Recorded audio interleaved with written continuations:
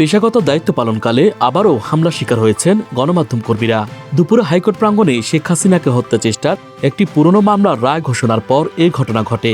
এতে সাংবাদিক সহ আহত হন বেশ কয়েকজন। এছাড়া একটি বেসরকারি টেলিভিশনের বোম কেড়ে নিয়ে ভেঙে ফেলেন হামলাকারীরা।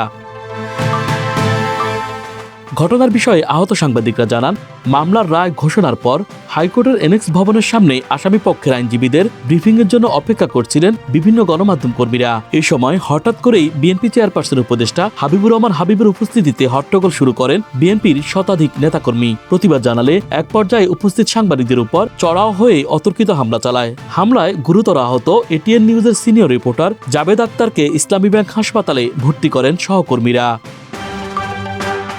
ঘটনার পর ব্রিফিং বর্জনের পাশাপাশি বিএনপি কর্মীদের এ হামলার প্রতিবাদে এনেক্স চত্বরে বসে অবস্থান নেন বিভিন্ন গণমাধ্যমের সংবাদকর্মীরা। এ সময় ঘটনার সুষ্ঠু বিচার ও জড়িতদের চিহ্নিত করার দাবি জানান তারা।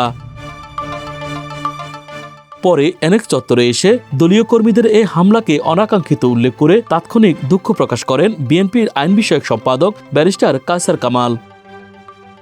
Dhaka express desk report.